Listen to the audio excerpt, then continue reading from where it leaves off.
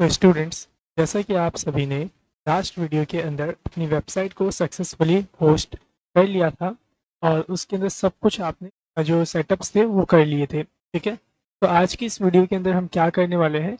आज की इस वीडियो के अंदर मैं आपको सिखाने वाला हूँ कि आप प्रोफेशनल ईमेल कैसे जनरेट कर सकते हैं और किस तरीके से आप उस ईमेल को यूज़र को सेंड कर सकते हैं, ठीक है। तो यहाँ पे हम आज बात करेंगे सबसे पहले हेडर्स की, ठीक है, कि आपका जो हेडर्स है वह क्या होता है। तो आपका हेडर्स बेसिकली एक तरीके से टाइप को डिफाइन करने का काम करता है।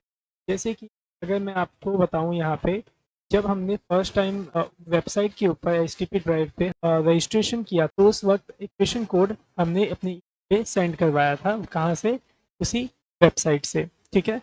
तो यहाँ पे देखिए किस ईमेल आईडी से पहले तो वेबसाइट आई है। देखिए यहाँ पे जो मेल आया है वो किससे आया है? U49305 कुछ इस तरीके से, जो कि होस्टिंगर जो है आपका बाय डिफ़ॉल्ट एक दे देता है आपको ईमेल, जिसके माध्यम से मेल आ जाता है हमें हमारे पास, ठीक है। तो एक तो इसके माध्यम से हमारे पास मेल आया। दूसरी बात जो आप यहाँ पे देखिए, यहाँ पे जो ये आपने टेक्स्ट लिखा है, यहाँ पे जो राइट किया है ना आपने, thank you for choosing our product, your activation code is this, ठीक है। तो इसके अंदर देखो हमने एक ब्रेक टैग लगाया था, देख रहे हैं? ब्रेक टैग हमने इसलिए लगाया था ताकि ये लाइन ब्रेक होकर के दूसरी लाइन में ये टेक्स्ट आए। लेकिन यहाँ पे क्या हुआ, जो HTML का टैग था वो HTML में प्रोसेस नहीं हुआ, बल्कि किस में प्रोसेस हो गया? एक सिंपल प्लेन टेक्स्ट के अंदर, ठीक है। तो जो आपका हेडर है ये क्या करता है? ये इसके टाइप को चेंज करने का काम करता है। जैसे कि यहाँ पे जो अभी ये मेल आया है वो किस में आया है? टेक्स्ट के रूप में आया है, ठीक है, प्लेन टेक्स्ट के रूप में। लेकिन अगर हम इसमें हेडर इंफॉर्मेशन के माध्यम से हम इसका टाइप अगर चेंज कर देते हैं, क्या? टेक्स्ट स्लैश HTML, यहाँ पे क्या होगा, आप जो भी HTML का टैग यहाँ पे लिखोगे और मेल में सेंड करोगे तो वो HTML के तरीके से ही प्रोसेस होगा, और जो भी आप इसमें HTML का टैग लिखोगे वो उस तरीके से वर्क करेगा जैसे कि आपका HTML में वर्क करना चाहिए।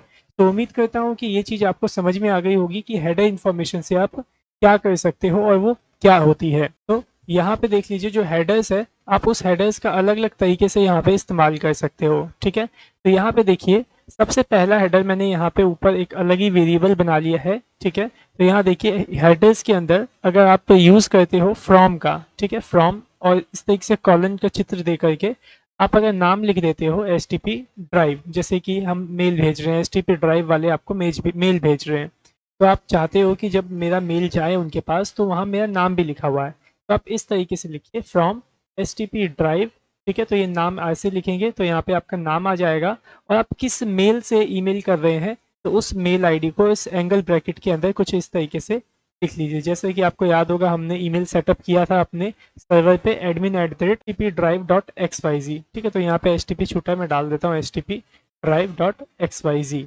ठीक है। तो याद होगा जब हम मेल यहाँ पे करते थे, याद होगा आपको जब मैंने पहले करवाया था तो मैंने बताया था यहाँ पे सबसे पहला पैरामीटर किसका आता है?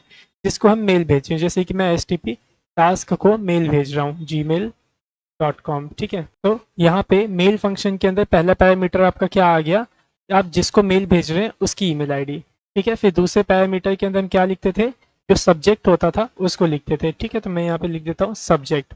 फिर तीसरे पैरामीटर में हम क्या लिखते थे? मैसेज लिख देते थे, जो भी हमें मैसेज भेजना होता था। फिर उसके बाद हम यहाँ पे लास्ट में क्या करते थे? हम फ्रॉम, इस तरीके से जैसे यहाँ पे लगा हुआ है ना फ्रॉम, वैसे ही हम यहाँ पे लिखते थे फ्रॉम, कुछ इस तरीके से, और यहाँ कॉलन देते थे और यहाँ पे वो ईमेल आईडी डिफाइन कर देते थे जिस ईमेल से हमें मेल भेजना होता था। तो यहाँ पे जो हम ये फोर्थ पैरामीटर डिफाइन करते थे, ये करते थे हम हेडर का ही पैरामीटर डिफाइन, ठीक है। हेडर ही एक्चुअली हम यहाँ पे डिफाइन करते थे, लेकिन इस हेडर के अंदर सिर्फ हम यही फ्रॉम को ही डिफाइन करते थे। हम उसका माइम टाइप या फिर उसका कंटेंट टाइप कुछ भी चेंज नहीं करते थे, ठीक है। तो यहाँ पे आई थिंक उम्मीद करता हूँ कि आपको फ्रॉम वाला जो हेडर्स है ये समझ में आ गया होगा। अब जो यहाँ देखिए, यहाँ पे तो हमने ये डाल दिया है कि आप किस मेल से मेल भेज रहे हो, वो ईमेल आईडी आपने यहाँ डाल देनी है। उसके बाद ये R और N हम यहाँ पे क्यों लगाते हैं वो मैं बता देता हूँ। R और N हम इसलिए लगाते हैं कि जब हमें इस हेडर्स के अंदर और भी कुछ इन्फॉर्मेशन ऐड करनी होती है तो हमें इसकी लाइन को यहाँ से ब्रेक करना होता है। तो इस वजह से हमें ये /R और /N लगाना होता है, और इनको हम कहते हैं एस्केप सीक्वेंसेस। ठीक है। ये स्लैश एन का मतलब आप ये समझ लीजिए कि न्यू लाइन यहाँ पे हो रहा है, और आर का मतलब आप ये समझ लीजिए कि लाइन ब्रेक करने का ये काम कर रहा है। और जो इसके बाद वाला जो आप हेडर लिखेंगे वो किस में आएगा, आपके न्यू लाइन के अंदर आएगा।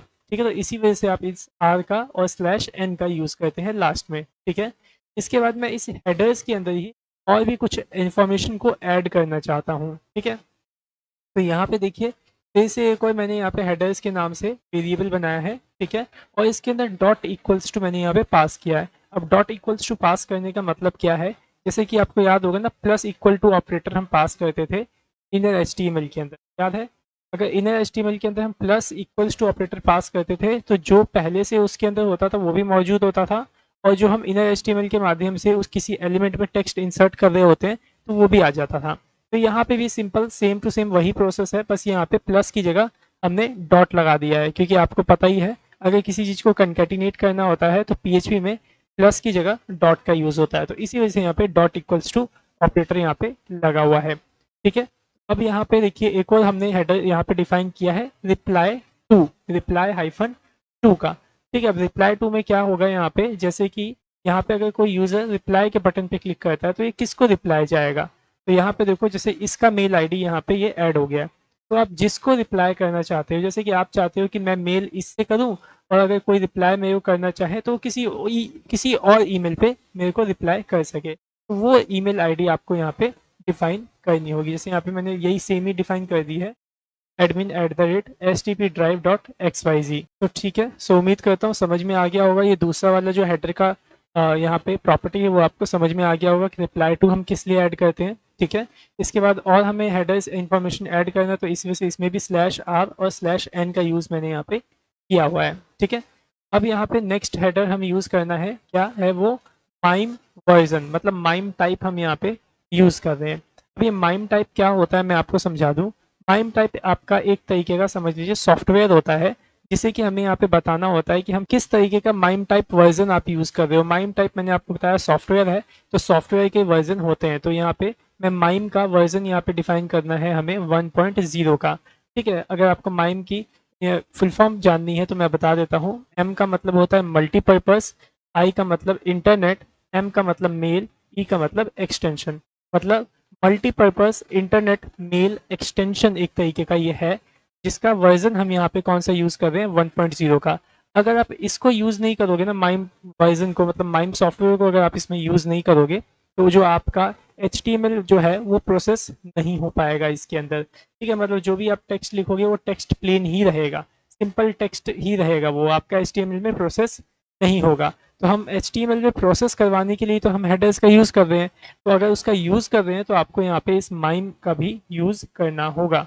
ठीक है, इसके बाद आपको क्या करना होगा, यहाँ पे स्लैश आर स्लैश एन लगा देना है, और उसके बाद इस लाइन को भी आपको ब्रेक कर लेना है।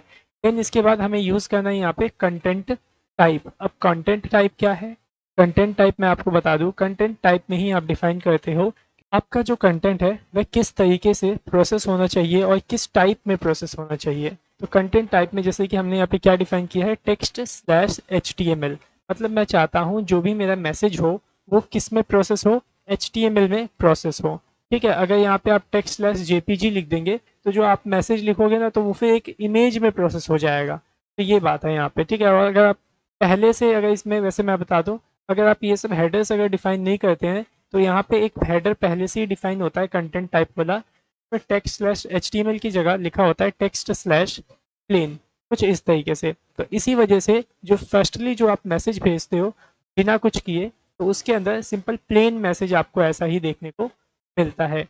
ठीक है, सो उम्मीद करता हूँ ये चीज़ अब आपको समझ में आ गई होगी। अब इसके अंदर देखिए कंटेंट टाइप के बाद यहीं पे इसी के अंदर यहाँ पे मैंने डिफाइन किया है कैर सेट। तो कैर सेट तो आपको पता ही है, आप CSS भी यूज़ करते थे तो उसमें आप कैरेक्टर सेट डिफाइन करते थे कि जो आप HTML में यूज़ करने वाले हैं या फिर CSS में जो टेक्स्ट कैरेक्टर्स यूज़ करने वाले हैं वो किस फॉर्मेट के करने वाले हैं। तो हम यूज़ करते थे यहाँ पे UTF-8।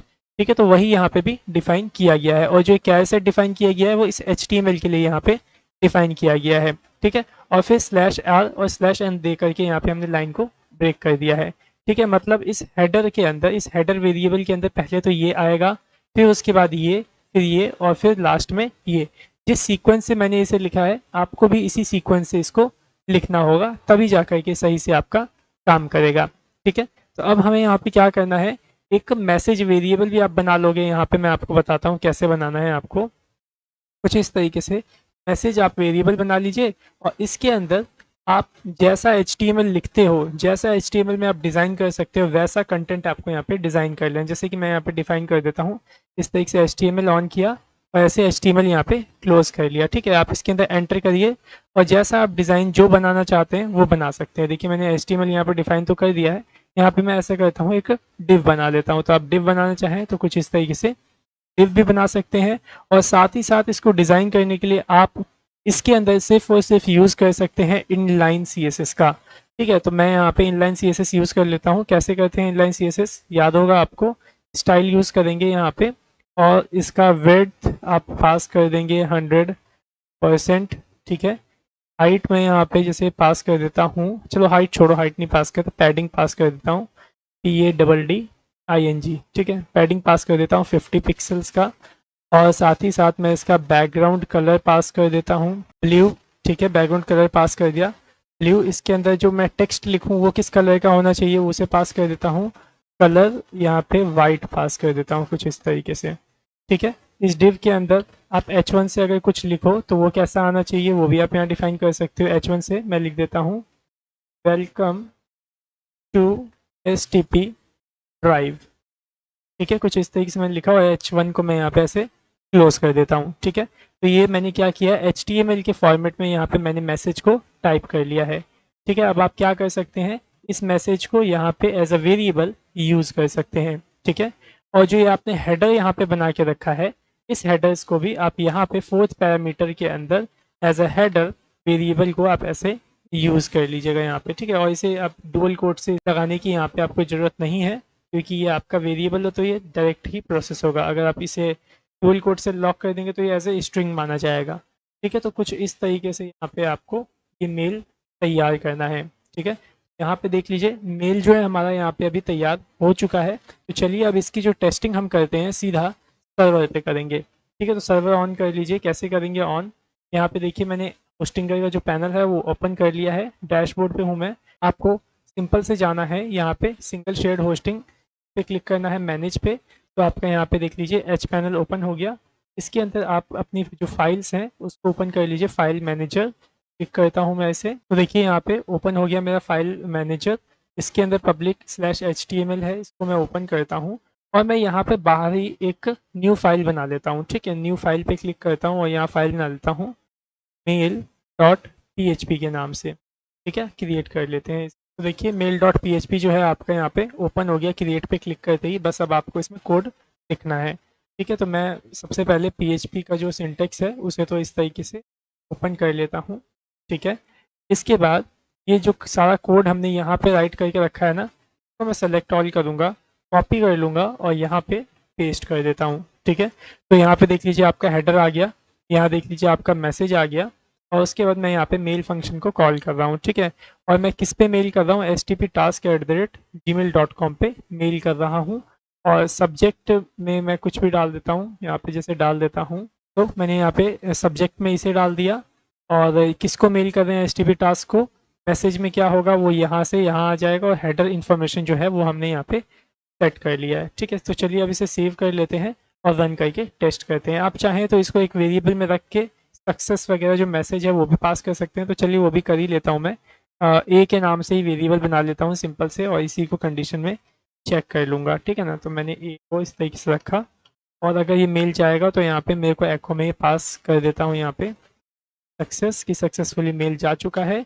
अगर मेल नहीं जाएगा एल्स, तो मैं यहाँ पे एल्स डिफाइन कर देता हूँ और यहाँ एको में मैं पास कर दूंगा फेल्ड। ओके, सो देखिए मैंने पास कर दिया और टर्मिनेट कर दिया। अब आप इसे सेव कर लीजिए और इसे रन करके टेस्ट कीजिए। अब रन कैसे करोगे मैं बताता हूँ आपको। तो देखिए जो mail.php आपने फाइल रखी है डायरेक्ट कहाँ रखा है, पब्लिक HTML के अंदर आपने रखा हुआ है। तो इसे आप डायरेक्ट एक्सेस कर सकते हैं अपना डोमेन नेम के बाद स्लैश डाल के अगर आप लिखेंगे ना mail.php तो ये आपकी फ़ाइल एक्सेस हो जाएगी।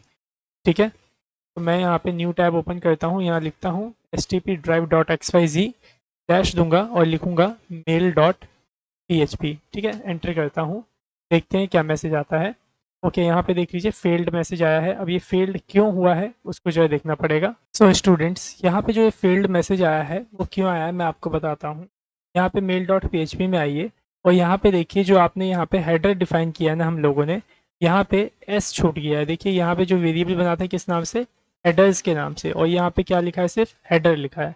तो इसी वजह से वो फेल्ड हो गया है। ठीक है, तो आपने यहाँ पे इस तरीके से लिखना है हेडर्स। ठीक है, अब मैं इसे सेव कर लेता हूँ और फिर से मैं इसको रन करता हूँ। ठीक है, एंटर प्रेस करूँगा और देखिए यहाँ पे क्या मैसेज आ गया। अब सक्सेस का मैसेज आप देख रहे हैं यहाँ पे आ गया। इसका मतलब हमें मेल आ गई होगी।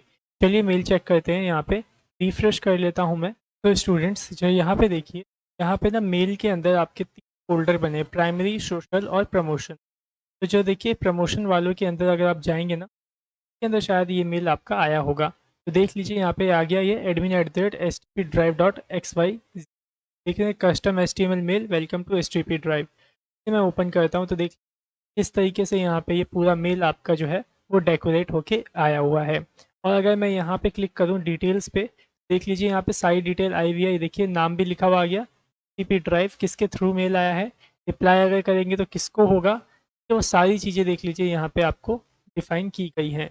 ठीक है, तो आई थिंक उम्मीद करता हूँ समझ में आ गया होगा कस्टम HTML मेल आप कैसे यहाँ पे भेज सकते हैं। और जो ये बात रह गई आपकी ये प्रमोशंस में क्यों आई, प्राइमरी में क्यों नहीं आई, वो इस वजह से होता है। यहाँ पे मैं आपको बताता हूँ, जब हम यहाँ पे मेल राइट करते हैं ना, तो यहाँ पे जो मैं सब्जेक्ट लिखा है ना, यहाँ पे कस्टम HTML मेल, और ये मैसेज के अंदर जो मैं है वेलकम टू STP ड्राइव। तो मैसेज के हिसाब से अगर वेलकम अगर आप यूज़ करते हो तो जीमेल को लगता है कि आप स्पैम वाले मेल कर रहे हो या फिर प्रमोशन वाले मेल कर रहे हो। तो यहाँ पे कुछ और आप लिख सकते हो, जैसे कि अगर आप लिखना चाहो, जैसे मैं सिर्फ STP ड्राइव इस तरीके से मेल में लिख दूँ, या फिर लिख दूँ इस तरीके से योर वेरिफिकेशन कोड। तो मैं ऐसा लिख के देखता हूँ, तब आपका शायद इनबॉक्स के अंदर आ सकता है। और आपके अभी ये जो मेल आपने बनाया है ना, admin@stpdrive.xyz, तो अभी इस मेल को बनाए हुए ज़्यादा दिन नहीं हुए हैं। ठीक है, तो इस मेल को बनाए हुए ज़्यादा दिन नहीं हुए, थोड़ा सा ट्रस्ट बिल्ड करने में भी इसको टाइम लगता है। थोड़ा सा ये काफ़ी दिन अगर हो जाते हैं, 10-15 दिन, 20 दिन, महीना दिन अगर आपका हो जाता है इस मेल को, तो ये पक्का आपका मेल हो जाता है अच्छा वाला। ठीक है, जो कि फिर सीधा आपके इनबॉक्स में ही जाता है। ठीक है, जैसे मैं यहाँ पे एक बार टेस्टिंग कर लेता हूँ इस तरीके से लिख के, योर एक्टिवेशन कोड इज़, और यहाँ लिख दूंगा 258963। और जो H1 है ना, इसको अंदर मैं स्टाइल पास कर देता हूँ या फिर अलाइंग यूज़ कर लेता हूँ, ALIGN, अलाइंग इज इक्वल्स टू, यहाँ पे लिख देता हूँ सेंटर। ठीक है, ताकि ये सेंटर के अंदर मेरे को आए। ठीक है, और साथ ही साथ जो मैंने इसका कलर ब्लू किया है ना, इसका कलर मैं स्काई ब्लू कर देता हूँ, स्काई ब्लू थोड़ा सा लाइट कलर में आए। ठीक है, अब मैं इसको सेव कर लेता हूँ और ये इसका सब्जेक्ट है, इसको सब्जेक्ट को मैं ऐसा करता हूँ टेस्टिंग रख लेता हूँ, क्योंकि हम अभी टेस्टिंग ही कर रहे हैं। मैंने लिख दिया है यहाँ पे टेस्टिंग। ठीक है, कुछ इस तरीके से, तो मैंने राइट कर लिया यहाँ पे टेस्टिंग। अब एक बार सेव करता हूँ फिर से और एक बार रन करके टेस्ट करता हूँ। तो ये रहा मेल वाला मेल डॉट PHP। रिलोड करता हूँ मैं इसको, तो देखिए फिर से सक्सेस का मैसेज आ गया। इनबॉक्स में जाता हूँ और एक बार इसे रिफ्रेश कर लेता हूँ, देखता हूँ कि आता है कि नहीं। तो स्टूडेंट्स जरा अब देखिए, अब जो आपका मेल आया है देख लीजिए, अब वो प्रमोशन में नहीं, सीधा आपका प्राइमरी इनबॉक्स के अंदर ही आया है। मतलब अब ये स्पैम में नहीं गया।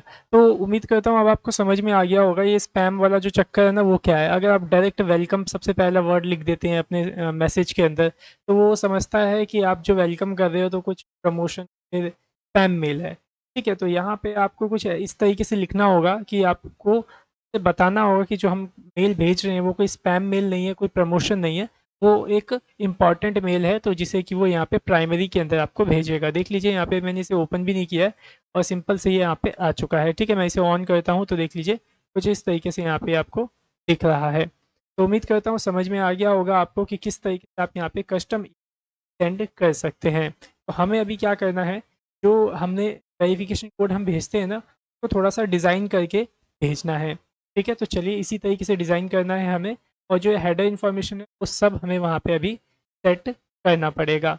ठीक है, तो मैं यहाँ पे क्या करता हूँ, इस .php के अंदर से ये सारा का सारा जो कोड है ना हमारा, ये वाला ऊपर वाला कोड, तो मैं यहाँ से कॉपी कर लेता हूँ। ठीक है, ताकि हमें ये हेडर इन्फॉर्मेशन दोबारा से लिखने की ज़रूरत ना पड़े। ठीक है, इसे कॉपी कर लेता हूँ। और हम मेल कहाँ पे भेज रहे थे, याद होगा आपको, मेल हम भेज रहे थे एक्टिवेशन वाले में। PHP फोल्डर के अंदर जाएंगे और यहाँ पे देखिए नीचे आपको register.php मिलेगा। इसके ऊपर आप क्लिक करके इसे ओपन कर लीजिएगा। ठीक है, सो मैं डबल क्लिक करता हूँ, देखिए ओपन हो गया। इसी के अंदर देखिए हम यहाँ पे एक्टिवेशन कोड भेज रहे हैं। देखिए ये वाली लाइन 36 नंबर लाइन आप देख लीजिए, यहाँ पे आपने एक्टिवेशन कोड इस तरीके से भेजा हुआ है। ठीक है, तो सिंपल से आप क्या करिए, देखिए एल्स के अंदर ही जो हेडर्स की जो फाइल्स थी उसको इस तरीके से पेस्ट कर लीजिए। ठीक है, तो ये हेडर इन्फॉर्मेशन हमने यहाँ पे पेस्ट कर लिया और ये मैसेज आ गया यहाँ पे। तो जो आप मैसेज जिस तरीके से आप बताना चाहते हैं वो आप यहाँ पे राइट कर लीजिए। यही मैसेज है, thank you for choosing our product. ठीक है, तो इस मैसेज को ना मैं के अंदर राइट कर लेता हूँ। ठीक है, ये पूरा मैंने यहाँ कट कर लेता हूँ, यहाँ से इसको मैं पूरा कंट्रोल एक्स। ठीक है, और मैं इसे कहाँ पेस्ट कर लूँगा, जो H1 है ना इसी के अंदर मैं इसे पूरा पेस्ट कर लेता हूँ। ठीक है, कुछ इस तरीके से, thank you for choosing our product, your activation code is, जो भी होगा वो यहाँ पे आपका कोड आ जाएगा। ठीक है, यहाँ पे इसे कंकैटिनेट करने की ज़रूरत हमें होगी इसको। ठीक है, और यहाँ पे देख लीजिए, यहाँ पे डुअल कोड से यहाँ पे कंकैटिनेट किया गया, तो इसको भी मैं डुअल कोड से कंकैटिनेट कर देता हूँ कुछ इस तरीके से यहाँ पे। ठीक है, तो अब ये यहाँ पे सही हो चुका है। इसके अंदर आपका एक्टिवेशन कोड आ जाएगा, साथ ही ये सेंटर में आएगा। इसका जो बैकग्राउंड कलर वो आप जो रखना चाहते हैं रख सकते हैं। अगर स्काई ब्लू रखना है, डार्क ब्लू रखना है, जो रख सकते हैं। रेड रखना है तो रेड भी रख सकते हैं। और अच्छी तरीके से आप इसे डिज़ाइन भी कर सकते हैं, जैसे कि डिव है, डिव के ऊपर आप यहाँ पे एक और डिव बना करके, या फिर इसके अंदर आप टेबल फॉर्मेट में, मतलब जो ऐसे HTML का टेबल बनाते हैं, टेबल के रूप में आप यहाँ पे बना के अच्छे से सेट कर सकते हैं।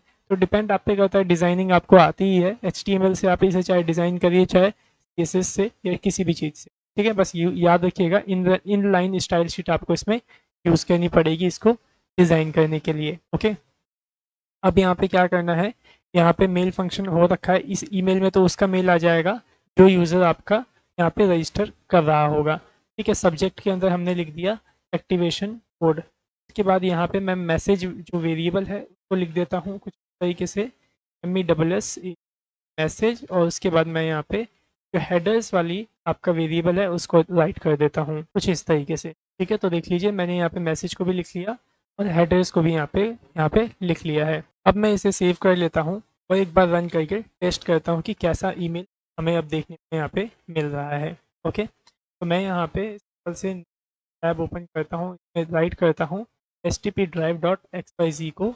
ठीक है, यहाँ पे मैं साइन अप करने के लिए जा रहा हूँ, तो यहाँ पे यूज़र नेम लिख देता हूँ सुनील इस तरीके से, और यहाँ ईमेल आईडी मैं डाल दूंगा sunilkumar@gmail.com। ठीक है, तो जो ये मेल आईडी थी वो मैंने यहाँ पे राइट कर दी है। पासवर्ड अब मैं यहाँ राइट कर दूंगा 123। ठीक है, रजिस्टर नाउ के बटन पे क्लिक करता हूँ। ओके, देखिए रजिस्टर सक्सेस का मैसेज आया।